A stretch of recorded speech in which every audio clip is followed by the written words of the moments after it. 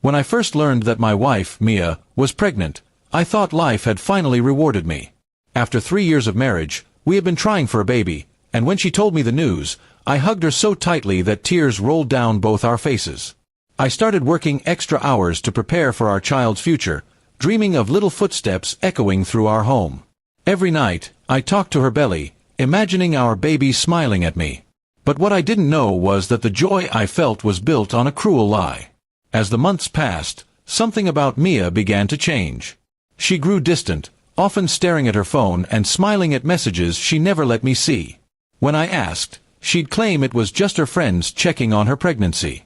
I trusted her. After all, we were about to have a child together.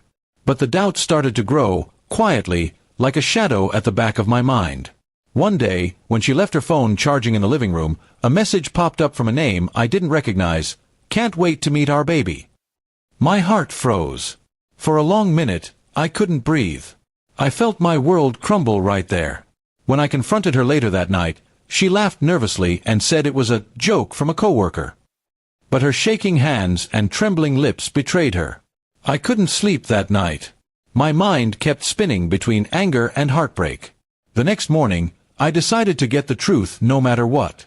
When Mia went for her prenatal checkup, I secretly arranged for a DNA test using a sample she left behind. Waiting for the results felt like an eternity. Every minute stretched into an hour, every thought whispering that maybe I was overreacting. But when the results came in, they shattered every hope I had left. The baby wasn't mine. That evening, I sat across from her at dinner, my heart numb. I slid the envelope across the table and said quietly, "Explain this." She looked at it, then at me, and suddenly her face twisted with rage instead of guilt. "You had no right to do that," she screamed. "You don't trust me. You're pathetic." Her voice rose higher, trembling with fury, and before I could respond, she hurled the plate across the room. I stared at her, completely stunned. Here I was, the man who had loved her, cared for her, and planned a life with her, and now she was furious, not because she had been caught lying, but because I dared to find out the truth. The more she yelled, the more I realized the woman standing before me wasn't the person I had married. Something inside me broke for good that night. When she stormed out of the kitchen, I sat there for a long time, staring at the shattered glass on the floor. I knew what I had to do. I gathered the evidence, made copies of everything, and contacted my lawyer. Within a week, I had filed for divorce. I didn't want revenge. I just wanted peace. When Mia was served the papers, she acted shocked. "You can't just leave me like this," she shouted. "I'm pregnant." I looked her in the eyes and said calmly, "You're right, you're pregnant. But not with my child." Her face went pale, and for the first time, she had no words. I packed my things that same evening. I didn't take much, just what was mine. The house, the car, the savings account, all were in my name because I had bought and earned them before we married. I left her with nothing but her lies. She tried to call, tried to threaten and guilt me, but I was done.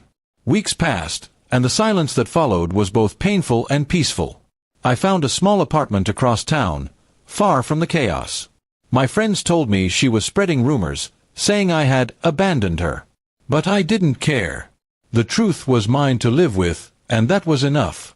Months later, I saw her by chance at a grocery store. She looked tired, carrying the weight of her choices. She glanced at me but quickly looked away. In that moment, I realized how far I had come. I no longer felt anger, just pity. She had destroyed the one person who would have stood by her through anything. I never remarried, but I rebuilt myself. The betrayal had cut deep, but it taught me something priceless. Never ignore the signs, and never let someone's lies blind you to your own worth. I used to think walking away meant losing, but now I know it means protecting your peace. Mia eventually moved out of town, and I never heard from her again. Sometimes, when I drive past our old neighborhood, I think about the life that could have been. But then I remember that honesty is the foundation of love, and without it, even the strongest home crumbles. In the end, I didn't leave her out of cruelty. I left because she made a choice that destroyed everything between us.